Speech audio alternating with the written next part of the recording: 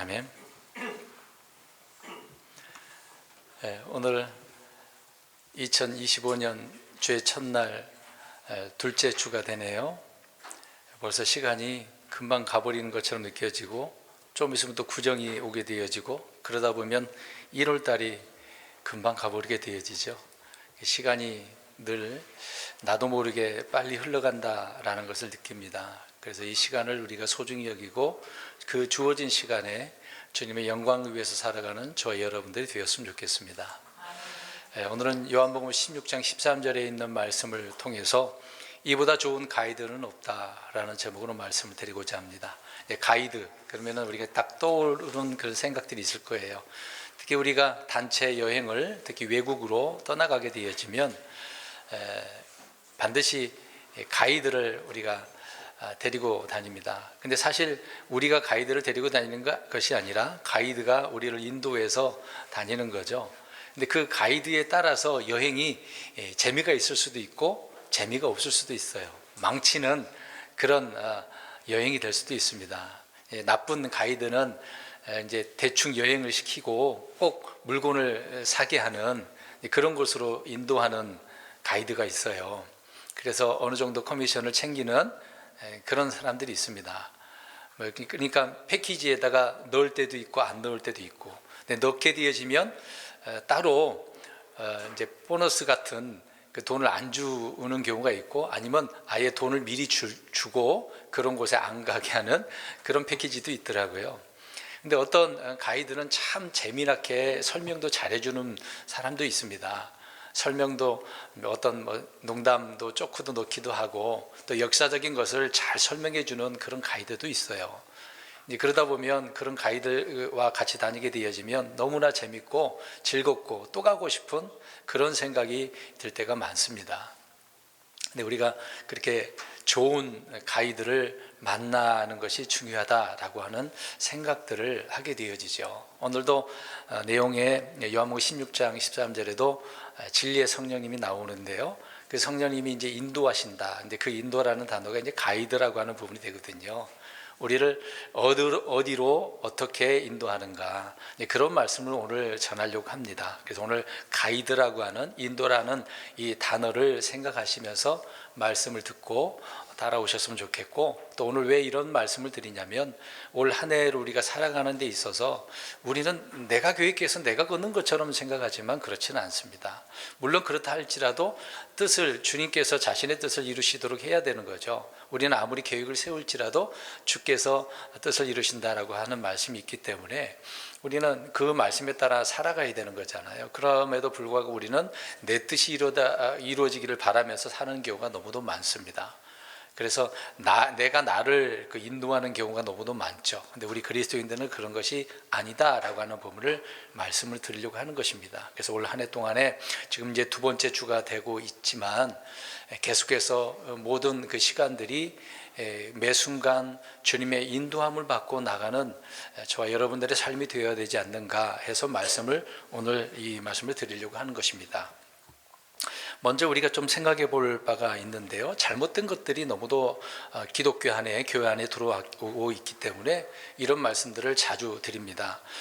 그리스도인들 중에서 성경보다도 어떤 이제 고전 철학을 좋아하시는 분들이 많습니다. 고전 문학이라든지 어떤 고대 어떤 종교에 심취한다든지 또 고대로부터 흘러온 그런 전통 등을 굉장히 생각하고 또 책도 읽기도 하고 관심을 갖는 분들이 많이 있습니다. 그래서 이런 것들을 통해서 뭔가 얻어보려고 건져보려고 하는 사람들이 많이 있죠. 그래서 성경을 그런 것들에 접목시키기도 하고 반대로 그런 것들과 성경을 접목해 보려고 하는 그런 부분이 많이 있습니다.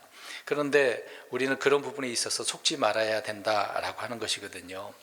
예전에 여러 번 말씀드렸던 부분이지만 제가 주로 연세 드신 목사님들 밑에서 부교육자 생활을 좀 했던 일이 있습니다. 그 중에 서울에 있을 때 한 연세 드신 그 목사님은 주로 성경 말씀 잘 강론하시고 하시는 분이긴 하는데 주로 노노 맹자, 장자 이런 사람들의 이야기들을 많이 언급을 하셨거든요. 그 당시에 저도 들을 때 굉장하구나, 놀랍구나, 이런 지식까지 있으셔서 그걸 언급해가지고 말씀도 연결을 잘 해주시구나, 그럴 때가 있었습니다. 이제 그렇게 듣다가 나중에는 그게 좀 식상하더라고요. 근데 언제까지 이렇게 노노맹자 이야기만 하셔야 되나? 성경 이야기 해도 시간이 빠듯할 텐데, 부족할 텐데 어떻게 그런 얘기를 많이 하나? 물론 도움을 주기 위해서 할 수도 있습니다. 사자성어도 저도 뭐 가끔 그렇게 사용을 합니다만은, 근데 그런 자들의 말하는 것들이 옳다라고 진리다라고 선포하는 건 아니거든요. 뭔가 도움을 주기 위해서, 이해를 주기 위해서 그런 말들을 사용하기 때문에 그렇습니다. 그래서 이제 그분이 너무 그런 것만 하다 보니까 제가 속으로 이건 아니다 싶은 경우가 많이 있었거든요. 그래서 혼자 시험에 드는 경우도 있었습니다. 성경 하나하나 이렇게 강해해도 시간이 부족할 부분인데, 그런 말들을 너무 하니까 이제 그렇게 혼자 시험 아닌 시험을 든 경우도 있었는데요. 우리는 성경을 이제 고린도서의 사도 바울이 언급하고 있는 것처럼 성경을 영적인 것이 이제 영적인 것들로 해석을 해야 된다라고 말씀하고 있는 거죠. 그래서 성경은 영적인 말이고 영적인 것은 영적인 것으로 비교되기 때문에, 그래서 우리는 성경으로 이해를 해야 할 필요가 있는 것입니다. 그래서 성령님의 조명을 받아서 또 믿음을 통해 깨달을 수 있는 그런 부분을 말씀을 하고 있는 거죠. 그래서 이때 주님의 말씀을 이해하기 위해서는 믿음이 필요하다라고 이야기합니다. 또 그 말씀하신 분이 누군가를 알아야 되겠죠. 주님의 말씀을 이해하려면 그래야 된다는 얘기죠. 그런데 이제 유명한 어떤 고전이라든지 유명한 문학이라든지 뭐 그런 책들이 많이 있잖아요. 유명한 명언집들 얼마나 많습니까? 이제 흔히 그런 사람들은 이제 성현이라고 부르잖아요. 그들의 말은 하나님의 말씀입니까? 사람의 말입니까?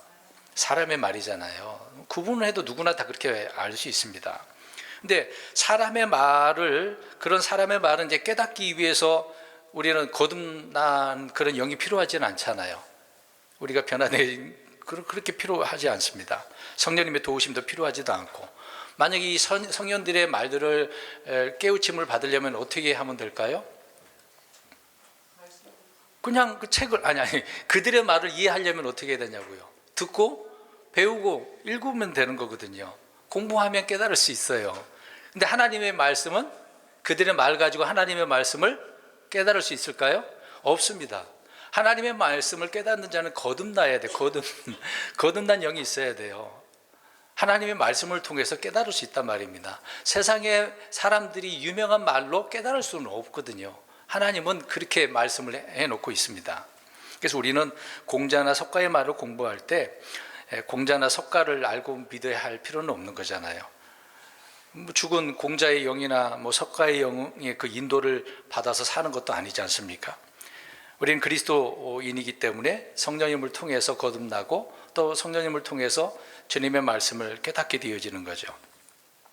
그래서 예수 그리스도의 말씀을 알기 위해서는 우리에게는 그리스도의 영이라고 하는 성령님이 필요하다라고 하는 것입니다. 그래서 오늘 요한복음 16장 13절에 예수님께서 이제 주님이 하늘로 올라가시면 누구를 보내신다 그랬어요? 성령님 보혜사. 그게 이제 요한복음 14장에 나오잖아요.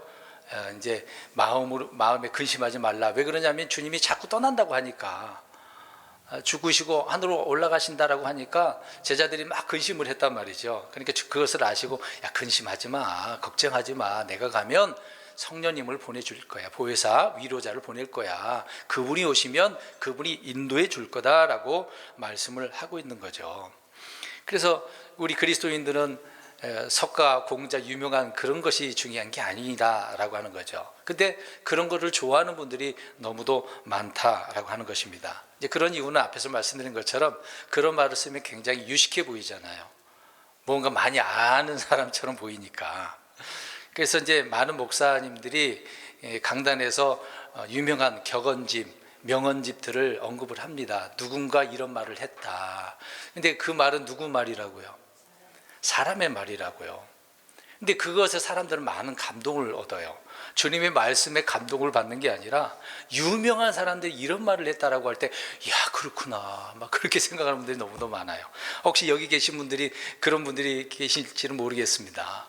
하나님의 말씀이 더 위대해야 되는 것인데 사람이, 유명한 사람들이 이런 말을 했다고 그것에 막 감동받고 그것이 놀라운 말이라고 생각하는 분들이 있어서는 안 되겠죠. 그리스도인들 가운데. 바울은 로마서에서 보면은 하나님은 참되시되 사람들은 다 어떻다 그랬습니까? 다 거짓말쟁이라고 했어요. 이것만 우리가 생각을 해도 사람들이 말하는 건 다 거짓말이구나. 이게 제 말입니까? 바울을 통해서 주님께서 말씀하신 내용이잖아요. 사람들은 거짓말쟁이다라고 말하고 있습니다. 그래서 사소오경, 사소삼경, 명심보감, 고문진보, 책은담, 그런 유명책들이 얼마나 많아요. 근데 그런 책들을 즐겨보는 그리스도인이라고 한다면 스스로 생각해 보아야 돼요. 그 말이 참이고 진리인지 스스로 판단해야 된다는 얘기죠. 근데 그런 말을 책을 보면, 근데 생각해 보세요. 성경을 읽지 않으면서 그런 책을 도서 책이 읽는다고 하잖아요. 이제 책을 많이 읽는 사람들은 그런 걸 좋아하고 읽지 않습니까? 소설책도 그렇고. 그래서 유명한 책들이 나오면 다 읽어보지 않습니까? 얼마 전에 노벨상 탄 사람, 갑자기 사람들이 그렇게 보지도 않았는데 상을 탔다고 하니까 어떻습니까? 책을 사느라고 막 품절되잖아요. 또 인쇄하고 또 인쇄하고. 그러기 전에는 관심도 없었는데 궁금한 거죠. 도대체 어떤 내용을 언급했는지 읽고 싶어서 찾아보지 않습니까? 근데 읽어보면 누구는 그것에 정말 놀랐구나 그렇게 생각하는 사람도 있을 수도 있어요. 그럼에도 그러한 책들은 누구의 말이라고요? 사람의 말이라고요. 사람이 뭔가 이제 생각해서 뭔가 본인이 철학적으로 그런 의미를 품어서 어떤 시사적인 거, 사회적인 거, 이슈를 거기다 담아서 대부분 글을 쓰지 않습니까? 근데 그것이 100% 진리이고 정답이라고 할 수는 없는 것이거든요.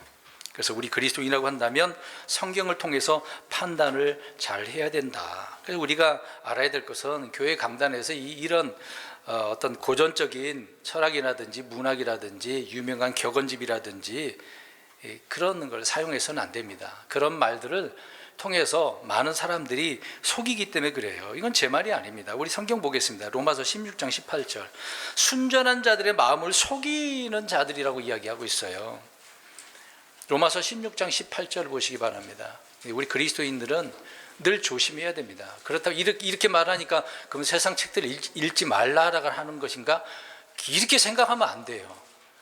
사람들이 성경보다도 그 권위를 어디에 둔다는 얘기예요? 사람의 말에다 둔다. 지금 그거를 좀 비판하면서 말씀을 드리는 거예요. 16장 18절, 로마서 16장 18절 시작. 그런 자들은 우리 주 예수 그리스도를 섬기지 아니하고 자기 배를 섬기며 좋은 말과 빼어난 말솜씨로 단순한 자들의 마음을 속이느니라. 아멘. 단순한 자들의 마음을 속이는 자들이 너무도 많아. 근데 어떻게 해요? 앞에 있는 것처럼 좋은 말과 빼어난 말솜. 그러니까 말로 속인다는 얘기예요. 말로. 유창한 말, 재미난 말 하는 사람 조심하라는 얘기예요. 특히 지금 앞에서 언급한 것처럼 성경 이야기 한 게 아니라 뭘로? 사람의 말로, 유명한 말로, 자기 경험으로. 경험이 진리는 아니잖아요. 뭔가 경험했으니까 본인은 깨달았다라고 할 수 있지만 그게 진리는 아니잖아요. 성경 말씀이 진리인 것이지. 사도행전 17장 18절에 보면 보지는 마세요.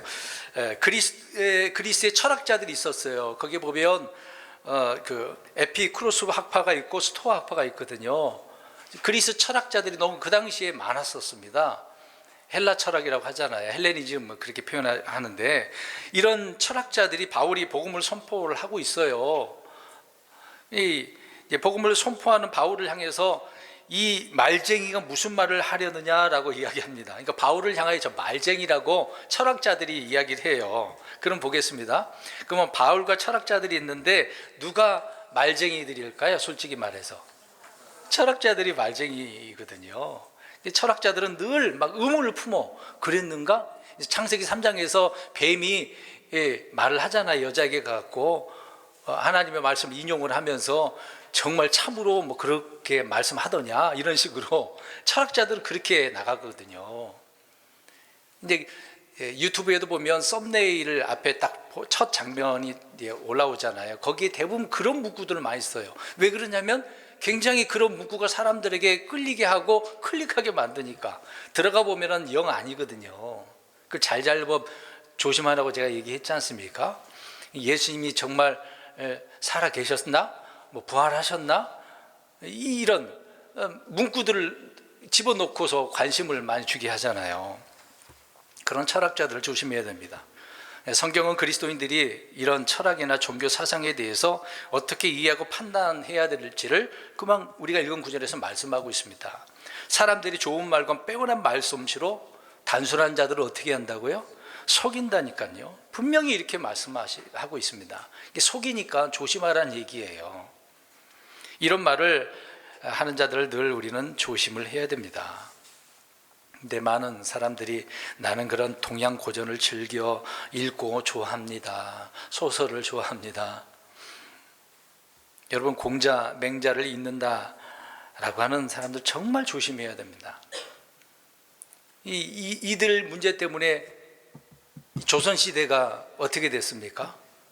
누가 다스리는 거예요? 왕이 다스리는 게 아니라. 그들은 이미 유교적인 이런 자들을 받아들였거든요. 중국의 그 잘못된 그 내용들을 가지고. 그래서 조선이 제대로 서지는 못한 바가 있지 않겠습니까? 골로새서 2장 8절에 어떤 사람이 철학과 헛된 속임수로 너희를 노력하지 못하도록 조심하라. 그것들은 사람들의 전통과 세상의 초보 원리들을 따르는 것들이며 그리스도를 따르는 것들이 아니니라 라고 말씀하고 있습니다. 그러니까 오래전에 이미 하나님께서는 늘 말씀해 주셨던 부분인데 사도 바울이 이 그리스 철학이라고 하는 것이 교회 안에 들어와 있는 상태를 보고 이걸 말씀하고 있었던 거죠. 그들을 조심해. 세상의 초보 원리들이야. 기초도 안 되는 그런 것들이야. 그런 것들을 가지고 어떻게 그것이 너희를 그리스도께로 하나님께로 인도하는 것인 줄 아느냐? 아니다라고 이야기하고 있는 거죠. 저와 여러분을 그리스도를 따르게 하고 인도케 하는 것이 무엇입니까? 말씀이죠. 우리 성령님이잖아요. 지금 그 부분을 말씀드리고 있는 겁니다. 그래서 우리는 사람들의 전통과 세상이 유치한 원리들을 따라가서는 안 된다라고 하는 겁니다. 왜 이런 말씀을 드리냐면 우리는 이런 세상의 유치한 원리를 따르지 아니하고 성령님의 인도하심을 따라야 되기 때문에 그래요. 올 한 해 동안 그래서 이 말씀을 생각을 하고 한 해를 살아가야 되는 거거든요. 주님께서 나를 인도하도록, 성령님께서 나를 인도하시도록, 인도하는 대로 내가 따라가도록, 순종하도록 해야 하는 부분이 있기 때문에 이 말씀을 오늘 드리고 있는 것입니다. 그래서 첫 번째로 우리가 살펴볼 내용을 보면 오늘 16장 13절 말씀에 따라서 보면은 성령님께서는 우리를 인도하시는데 어디로? 그러니까 그 성령님을 어떤 영이라고 이야기하고 있습니까? 진리의 영이라고 이야기합니다. 그러니까 진리 가운데로 인도한다. 그러니까 성령님의 주된 사역은 그리스도께로 진리로 인도한다라고 이야기하고 있어요. 그러면 딱 이것만 생각을 해도 뒤에서 또 말씀드리겠습니다만은 여러 가지 각종 은사 그런 것들을 맞을까요? 전혀 아니라는 거죠. 이제 그런 시대는 아니란 말입니다.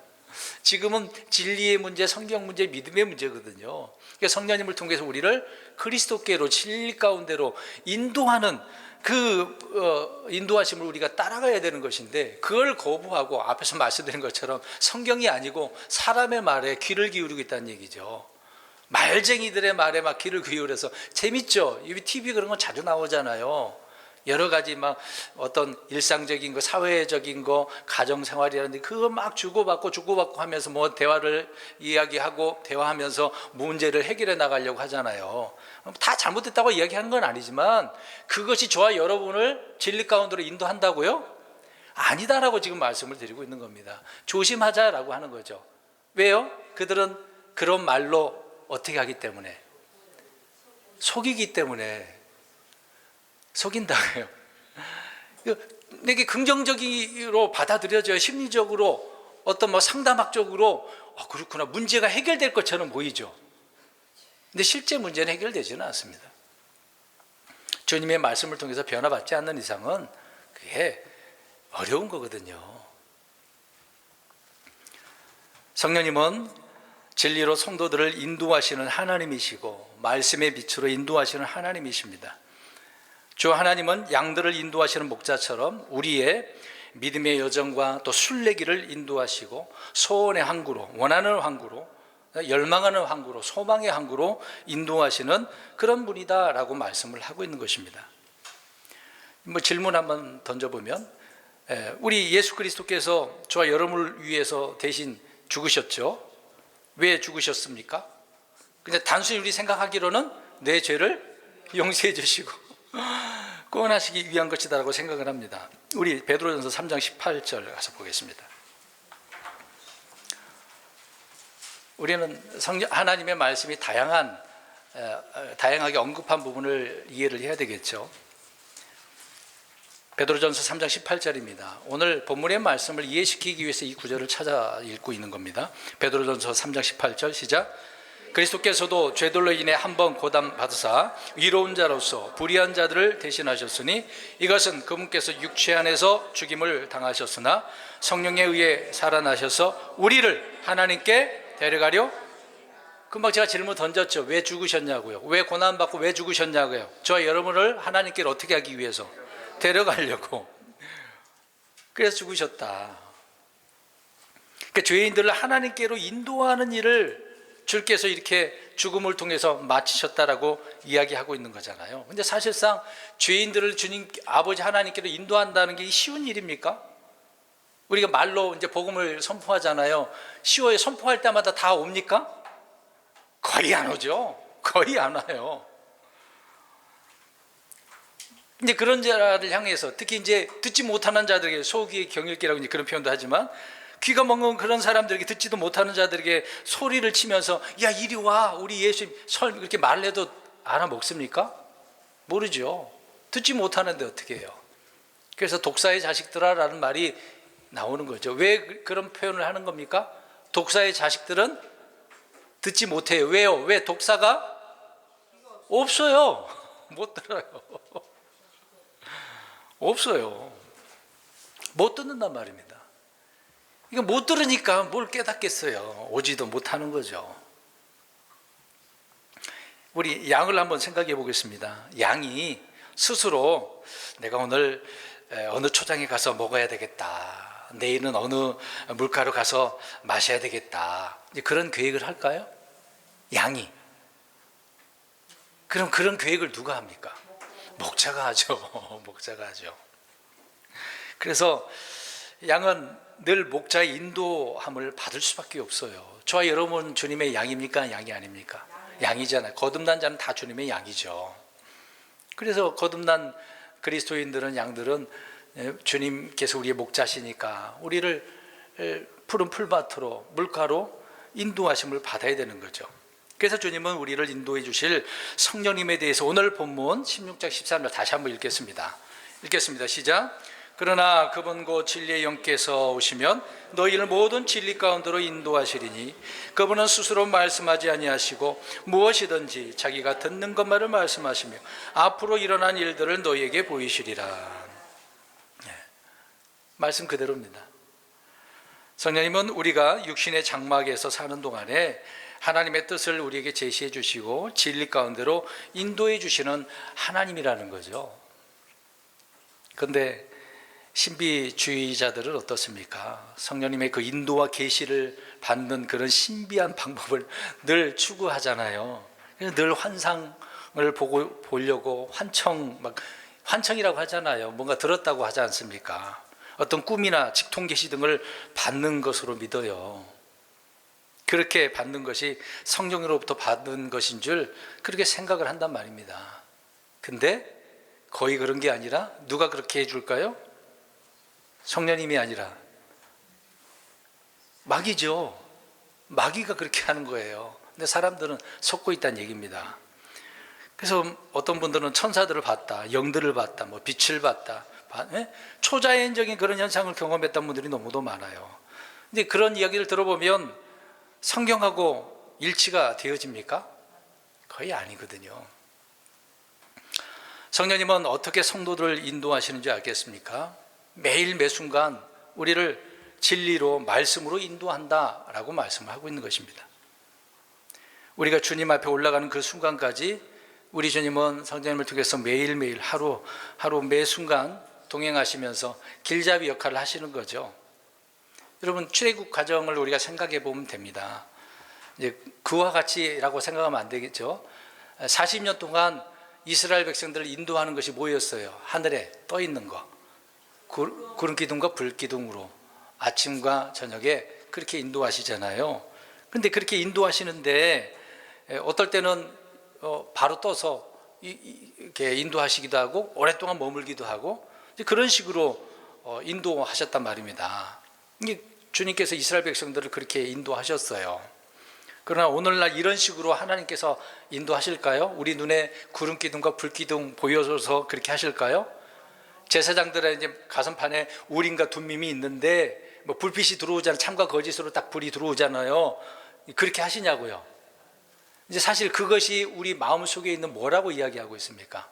영적으로 우리가 이해한다면 말씀, 성령님을 통해서 진리로 그렇게 우리를 인도하신다라고 성경은 말씀하고 있는 것이거든요. 그러니까 그렇게 하지, 우리가 이제 눈으로 보이는 거 그렇게 안 하는 것은 잘못됐다라고 지금 우리가 이해를 하는 거죠. 지금 현실에 있어서. 우리 성경, 그래서 아까 요한복음 16장 13절에 분명히 진리의 영께서 오시면, 진리라는 단어를 꼭 거기다 붙였단 말이죠. 진리라는 단어를 붙였어요. 성령님은 진리 가운데로 인도하신다, 말씀하신다, 뭔가 보여주신다라고 하는 것입니다. 우리 시편 43편 3절을 보겠습니다. 그럼 보겠습니다. 구름과 불기둥으로 인도받은 것이 더 확실하겠어요? 성령님을 통해서 우리의 진리 가운데 인도하는 게 더 확실하겠어요? 그렇죠. 그 부분을 우리가 이해해야 됩니다. 우림과 둠밈보다도 성경을 보는 것이 더 확실한 것이거든요. 시편 43편 3절 시작. 오 주의 빛과 주의 진리를 보내사 그것들이 나를 인도하게 하시며 주의 거룩한 산과 주의 장막들로 나를 데려가게 하소서. 주의 빛과 주의 진리, 이것이 지금 우리 신약교회 성도들에게는 말씀의 빛이잖아요. 진리잖아요. 성경 말씀 아닙니까? 그래서 이것을 우리에게 보내달라고 해야 되는 거죠. 이 말씀을 통해서 나를 인도해달라고. 그 일을 성령님께서 우리를 진리 가운데로 인도해 주신다. 그러니까 성령님의 이 인도를 받지 못하면 늘 우리는 진리가 아니라 어떤 말에? 주님의 말씀이 아니라 사람의 말에 귀를 기울이고 추구하고 그것에 소망을 두고 살아가는 거죠. 거짓인데도 불구하고, 나를 속이는 것인데도 불구하고. 속지 말라고 지금 말씀드리는 거죠. 성령님의 인도하심은 금방 읽은 구절처럼 주의 빛과 주의 진리를 우리에게 보내심으로 인도하시는 거다고 말씀하고 있는 겁니다. 그래서 설교를 통해서 또 성경 읽기와 묵상과 암송을 통해서 말씀을 주님께서 보내주시는 거거든요. 뜬금없이 가만히 있는데 짠하고 하나님께 그렇게 해주시지는 않아요. 그래서 우리 그리스도인들은 스스로 성경을 읽어야 되는 겁니다. 제 주된 사역이 계속해서 우리 성도님들을 어떻게 하려고 하고 있습니까? 제가요? 예, 그래서 성경을 어떻게 하라고 하고 있습니다. 대부분 교회 우리 일요일날 오후 시간에도 어떻게 하려고 그래요?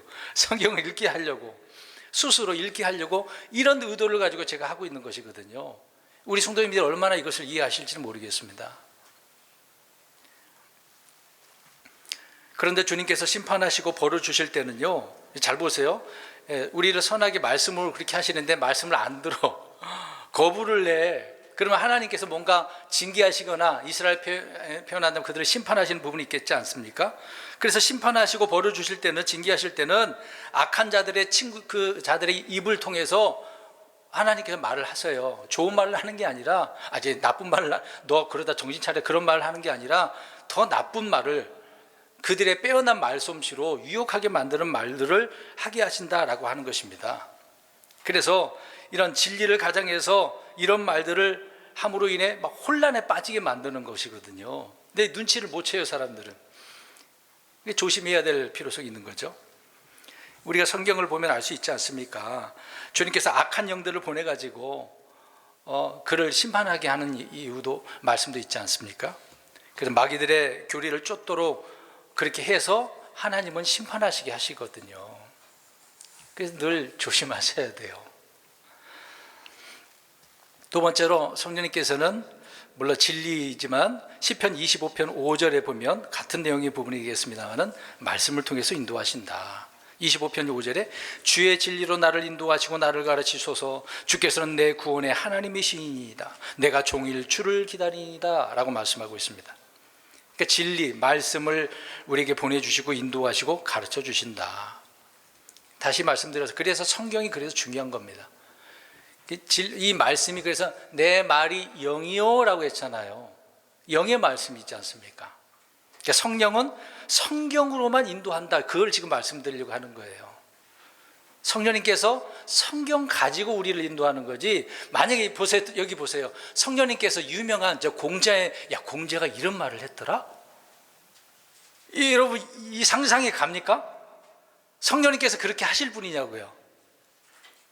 전혀 그렇지 않죠. 성령님은 기록된 말씀을 우리에게 그 성경을 가지고 인도하신다는 얘기예요. 그래서 늘 생각나게 해주시는 분이다라고 말씀하고 있습니다. 생각나게 해주시는 거죠. 근데 그 생각을 마귀는 잘못된 생각을 불어 넣어줘요. 가련 유다에게 예수님을 팔 생각을 불어 넣어줘요, 안 넣어줘요? 넣어줬다고 나오잖아요. 그러니까 마귀도 생각을 불어 넣어주거든요. 근데 우리 성령님은 뭘로 우리의 생각을 이제 불어 넣어줘요? 말씀, 성경으로. 그러니까 많이 듣고 읽으셔야 돼요. 근데 그렇지 않으면은 늘 우리는 누구의 말을 듣고 살까요? 죄송한 이야기지만 마귀의 말을 듣고 사는 경우가 많습니다.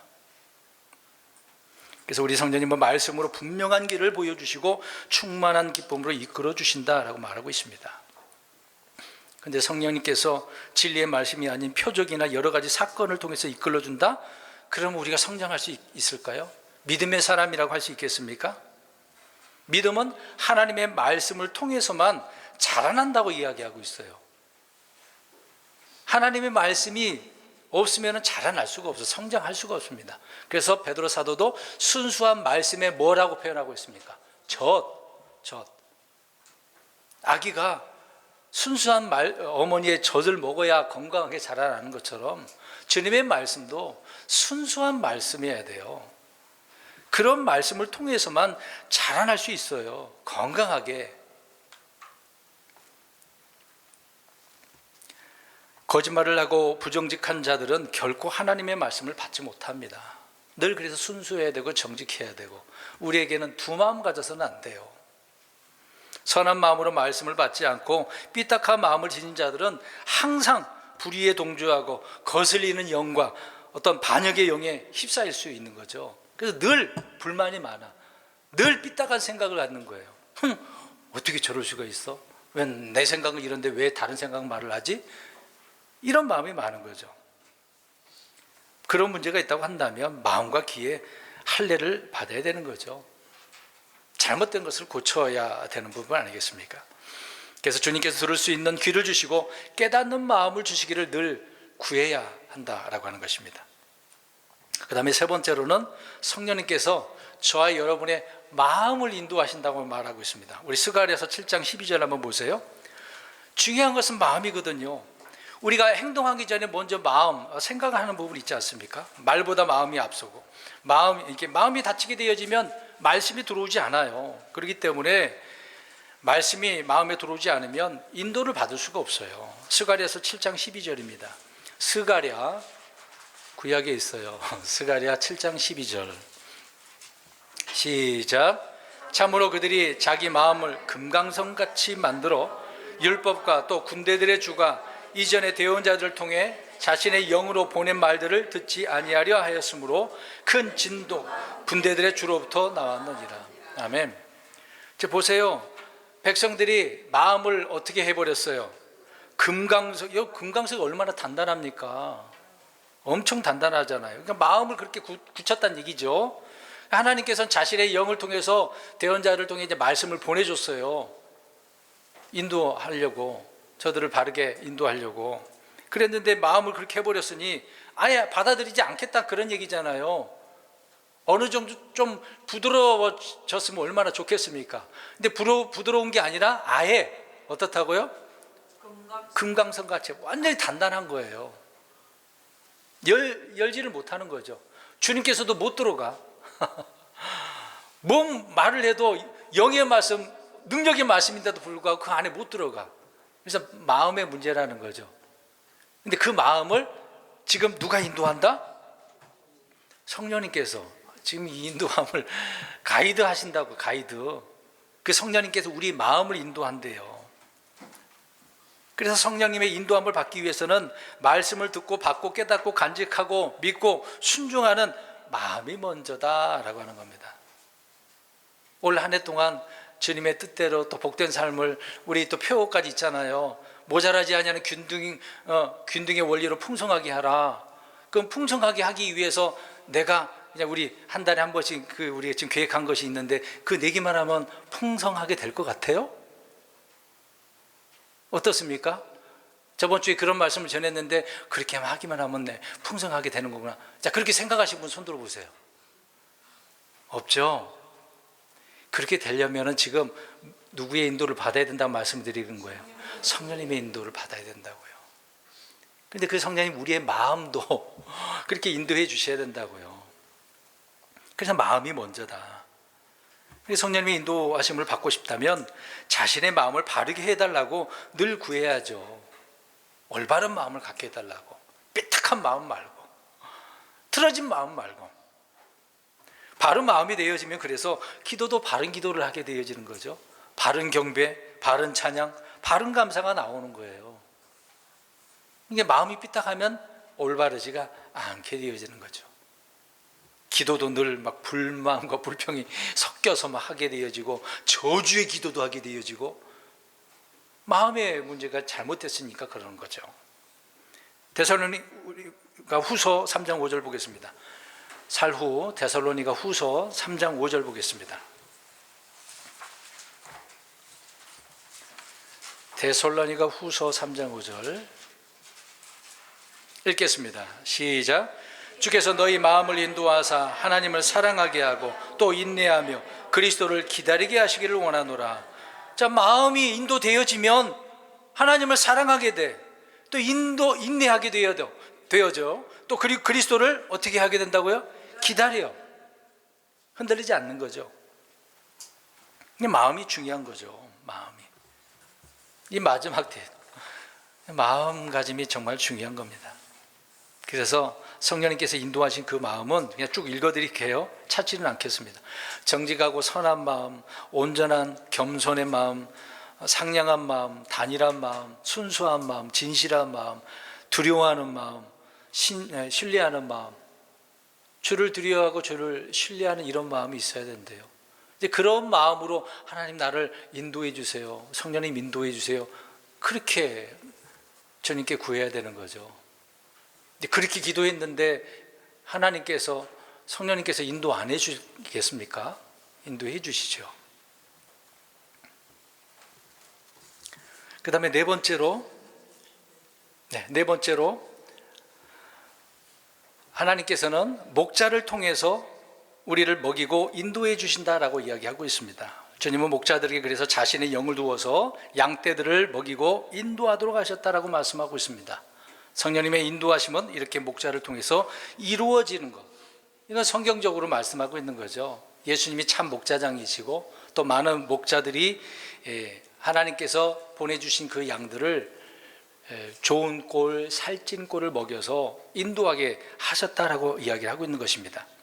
그래서 성령님의 이 인도함을 받는 것, 목자를 통해서 하나님께서 하게 하셨다는 이야기죠. 그런데 목자가 사업하는 목자입니까?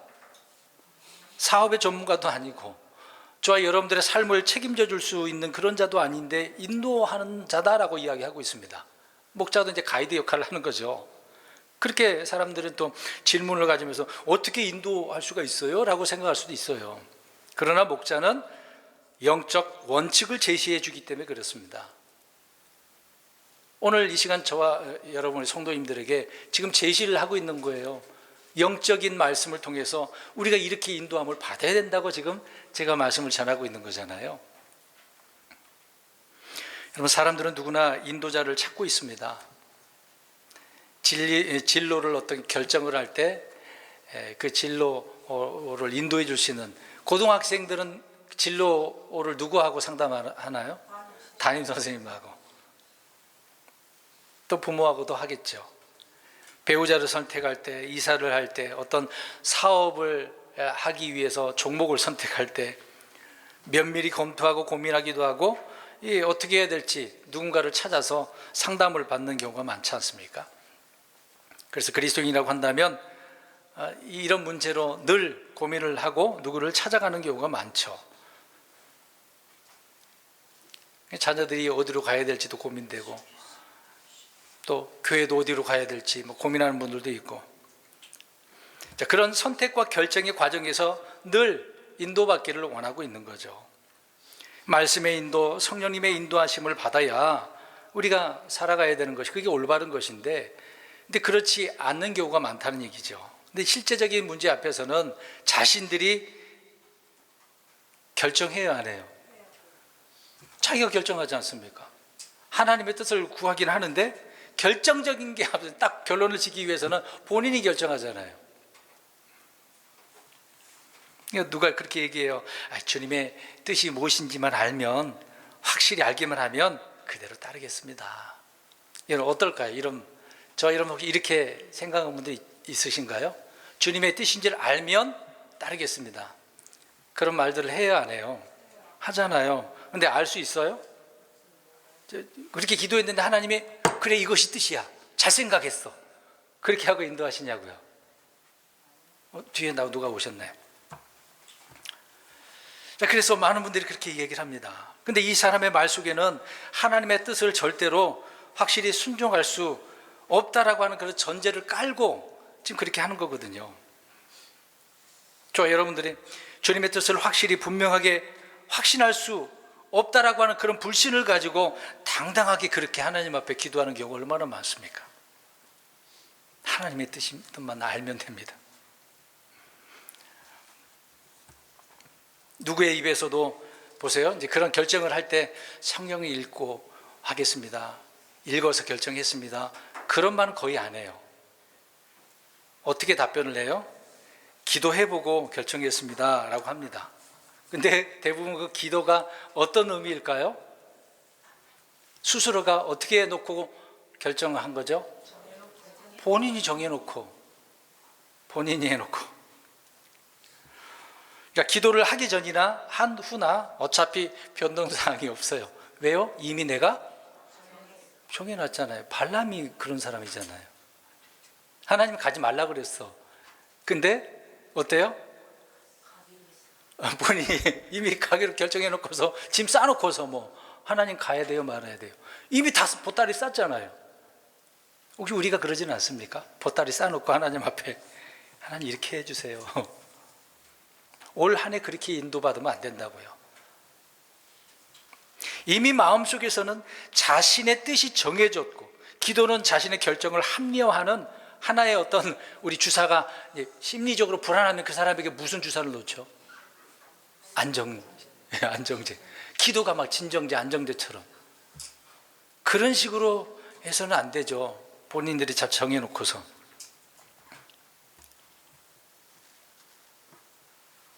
기도가 그런 수단이 되어서는 안 되는 거거든요. 하나님께서 그렇게 확실하게 하나님의 뜻을 알게 해주시면 그렇게 하겠습니다 라고 한 말 속에 이렇게 담겨져 있다는 얘기예요.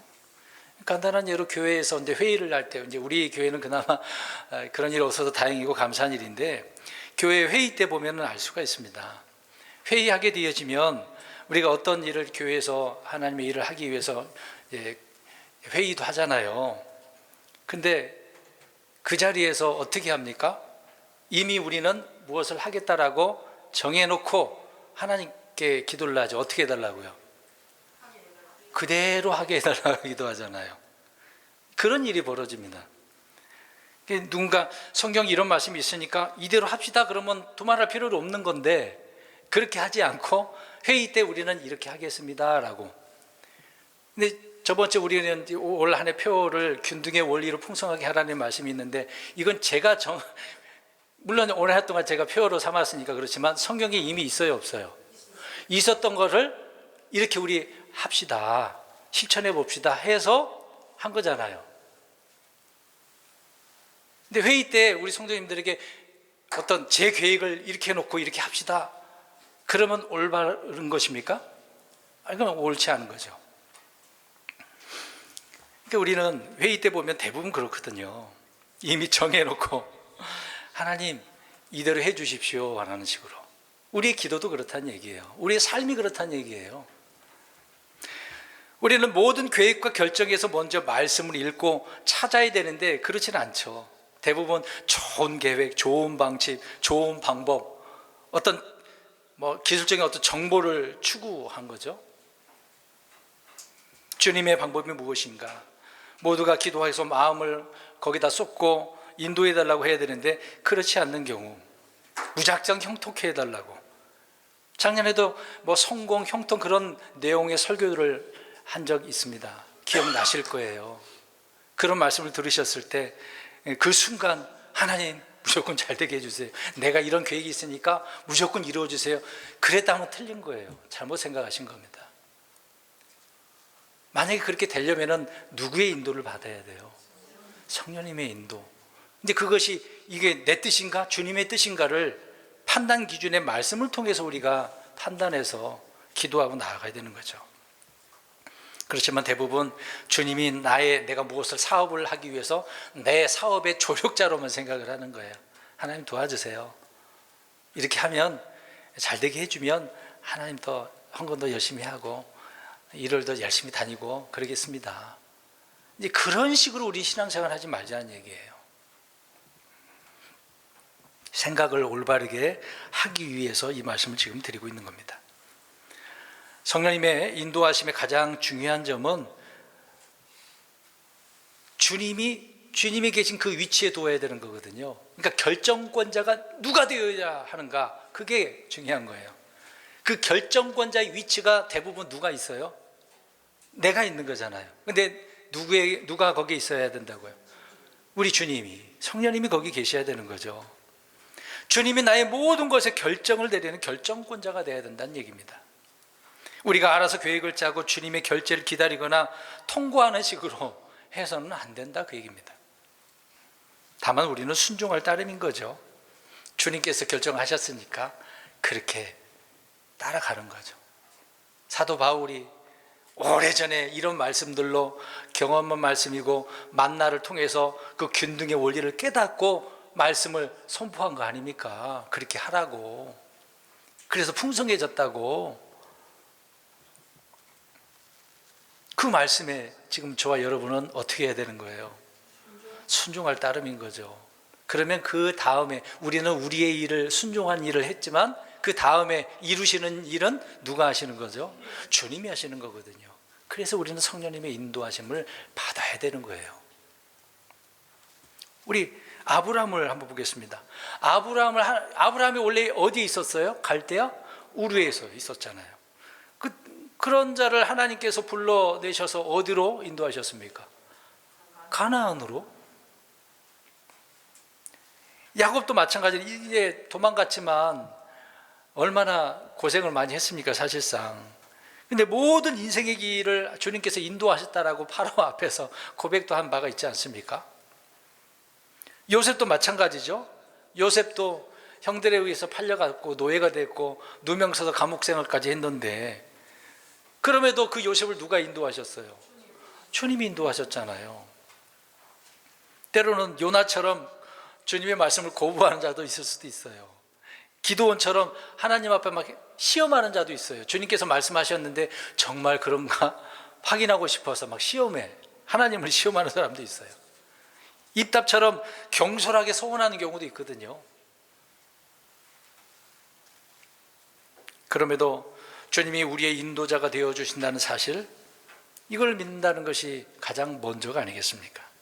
그래서 믿을 때 주님께서 우리를 인도하신다라고 말씀을 하고 있는 겁니다. 성령님의 인도하심을 받는 것은 신비적인 일이 아닙니다. 어떤 환상, 그걸 보고 구하는 것은 결코 아니라는 얘기죠. 우리 아브라함의 종이 있어요. 이름이 뭡니까? 엘리에셀이 있어요. 그 엘리에셀이 아브라함이 자기 아들 이삭을 위해서 신부를 데려오래요. 어떻습니까, 여러분? 어떻게 누구에게 가서, 물론 이제 이미 정해놔서 자기 가족들에 가라고 했으면 가긴 갔는데 누군지 알아요. 얼굴 본 적도 없는데. 그래서 가서 어떻게 합니까? 엘리에셀이 하나님께 기도하죠. 우리 그 구절을 한번 볼까요? 창세기 24장 12절에서 14절. 창세기 24장 12절에서 14절. 잘 봐야 돼요. 이 내용도 잘못 오해할 수도 있습니다. 24장 12절에서 14절 보시기 바랍니다. 12절에서 14절, 24장 시작. 이르되 오 주 곧 내 주인 아브라함의 하나님이여, 원하건대 이날 내게 일이 잘되게 하사 내 주인 아브라함에게 친절을 베푸시옵소서. 보소서, 내가 여기 물 있는 우물 곁에 섰다가 그 도시 사람들의 딸들이 물 기르러 나오면 한 소녀에게 이르기를 원하건대 내 항아리를 내려 내가 마시게 하라 하리니 그녀가 이르기를 마시소서. 내가 당신의 낙타들에게 주어 마시게 하리이다 하면 바로 그녀가 주께서 주의 종 이삭을 위해 정하신 여자니이다. 그것에 의해 주께서 내 주인에게 친절을 베푸실 줄 내가 알리이다 하더라. 이거 잘 보세요. 지금 엘리에셀이 아브라함이 부탁한 그 내용을 이루기 위해서 하나님께 먼저 인도해 달라고 기도하고 있는 거죠. 잘 되게 해달라고, 친절을 베풀어 달라고. 그러면서 이제 그거를 하나님 앞에 합당하게 이루어 달라고 또 요청을 하는 바가 있는데, 내가 이제 우물 곁에 있다가 누가 오면 이제 거기 누가 오는 거예요? 도시 사람들의 딸들이라고 이야기했잖아요. 그 딸들 중에 누가 있는지 사실 모르지만 하나님 거기에 인도해 달라고. 그래서 이 한 소녀에게 이렇게 말을 하면 낙타까지라도 먹이면 주님의 뜻인 줄 알겠습니다. 그렇게 얘기하고 있는 거죠. 근데 첫 번째가 이제 왔는데, 리브가가 왔는데 다른 여인이었다고 한다면 그 여인이 낙타까지 그렇게 했다고 하더라도 그러면 어떻게 되겠습니까? 주님이 인도하는 거라 그렇게 본인이 생각하겠습니다 라고 한 거죠. 근데 만약에 하나님이 아니라고 하면 또 아닐 수도 있겠지만, 그러니까 이렇게 기도하는 것은 하나님께서 인도해 달라고 하는 그런 기도의 내용이라는 것이다 라고 하는 것입니다. 엘리에셀이 이런 식으로 했다는 얘기죠. 그러니까 기도가 올바라야 돼요. 앞에서 얘기한 것처럼 이미 내가 정해놓고 한 것은 아니다 라고 하는 것입니다. 근데 우리는 어떻습니까? 대부분 정해놓고 그러지 말자는 거죠. 그러니까 인도해 달라고 먼저 기도하고, 합당한 사람을 보내달라고, 합당한 환경을 만들어 달라고, 합당한 어떤 분위기를 만들어 달라고 하나님께 그렇게 기도하는 것이거든요. 근데 우리는 이미 내가 먼저 정해버린다는 게 문제가 되는 것입니다. 그래서 오늘날 성도들이 비슷한 기도를 참 많이 하는 거죠. 잘못된 기도가 너무도 많다는 겁니다. 그래서 이런 잘못된 기도와 엘리에셀의 그 차이를 보면, 앞에서 말씀드린 내용이지만, 그러니까 뜻을 정해놓고 주님께 강요해서는 안 되는 거거든요. 하나님께 강요해서는 안 됩니다. 정해놓지 마시기 바랍니다. 이런 식으로 하면 안 돼요. 또 얘기가 나왔으니까, 하나님 저를 보내시려면 검은색이 나오게 해주세요. 아니면 흰색이 나오게 해주세요. 빨간색, 청색, 뭐 그런 거. 그러니까 결정은 주님이 그렇게 결정해 주세요. 이런 식으로 하면 안 된다는 얘기죠. 그러니까 성령님께서 올바르게 인도해 달라고 그렇게 해야 옳은 마음가짐이 아니겠습니까? 잘못하다가는 성령님의 그 인도하심이 점괘를 뽑듯이, 주문을 외우듯이 그래서는 안 된다라고 하는 겁니다.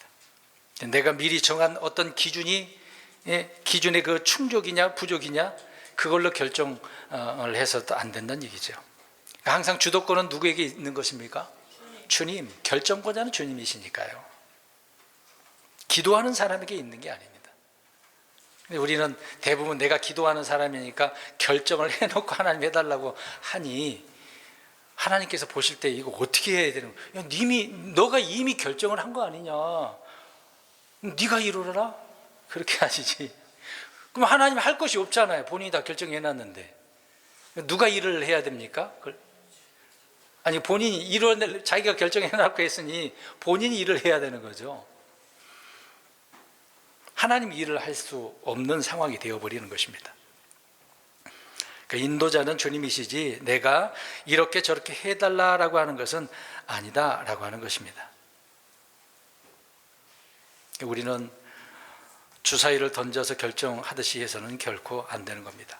그래서 성령님의 인도하심을 받고 싶다라고 한다면 주님을 신뢰해야 되겠죠. 헌신을 해야 됩니다. 자신을 주님 앞에 다 맡겨야 되는 거죠.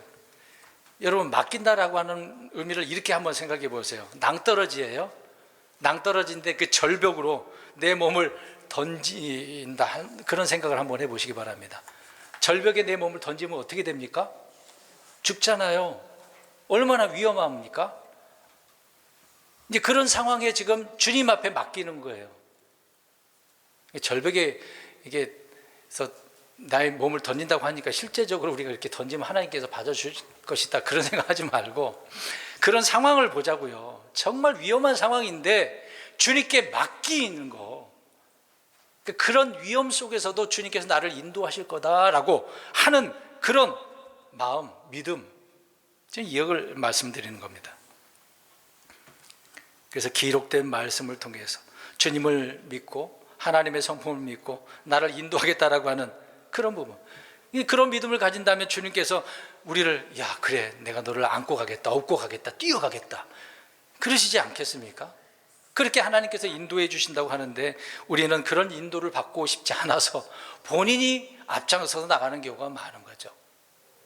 이제 강아지 산책을 하는 경우가 간혹 있는데 우리 집 강아지는 좀 저보다 먼저 앞서가요. 그래서 앞서가지 못하도록 하기 위해서 뭘 채웁니까? 목에다가 목줄을. 앞서가면 안 되니까 끌어당기는 거죠. 그러면 그거에 제지당해서 강아지는 어떻게 할까요?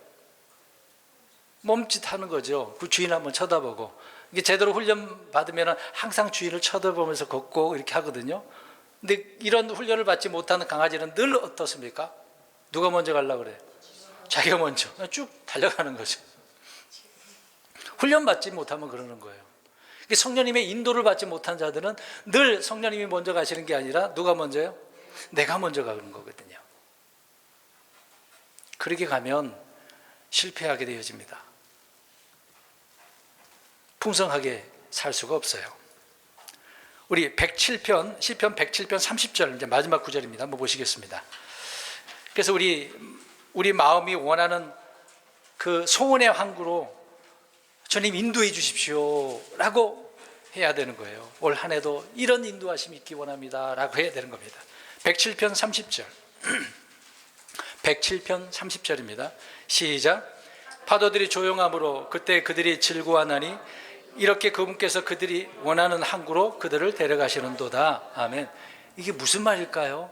설명을 해드려야 되겠습니다. 시간이 좀 가더라도. 자, 파도들이 조용하게 되었어요. 풍랑이 불면 어떻습니까? 배에 탔는데 파도가 일어나. 그러면 마음 상태가 어때요? 시끄러워요.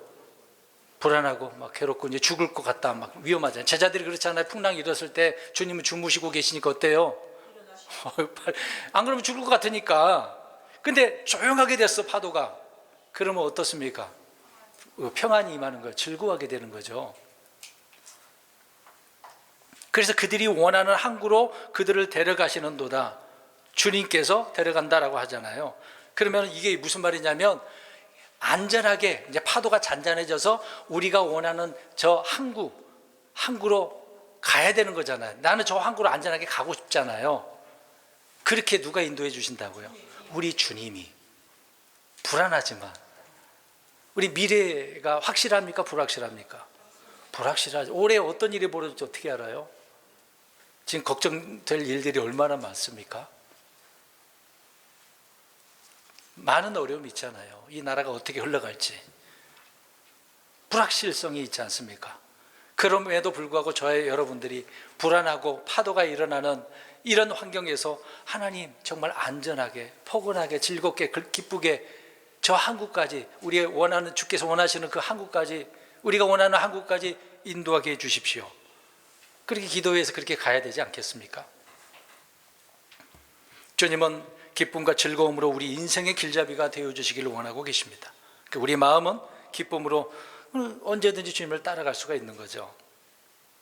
그래서 오늘 원칙적인 이런 말씀을 드렸습니다. 주님의 인도하심을, 성령님의 인도하심이 없으면 우리는 올바르게 살 수도 없고 풍성하게 할 수도 없고 잘됨을 볼 수가 없죠. 어떻게 형통함을 볼 수가 있겠습니까? 그래서 오늘 제목에 우리 한번 읽어볼까요? 제목 시작. 이보다 좋은 가이드가 없다. 이보다 좋은 가이드가 어디 있어요? 성령님이 우리를 인도하시는 분인데. 근데 성령님 기록된 이런 말씀도 아니고 사람의 말이라고 한다면 어디로 가겠습니까? 결국 종착지가 어떻게 되겠어요? 그렇게 가다가는 또 지옥 아니겠습니까? 파멸 아니겠습니까? 성령님의 인도함을 받아서 나아가는 그런 복된 그런 한 해, 또 순간순간 그런 모든 삶이 되어지고 또 풍성해져야 되지 않겠습니까? 결론적으로 우리 사랑하는 성도 여러분, 정말 이보다 좋은 가이드는 없어요. 이 세상에 늘 성령님의 인도하심을 받고 살아가는 저와 여러분이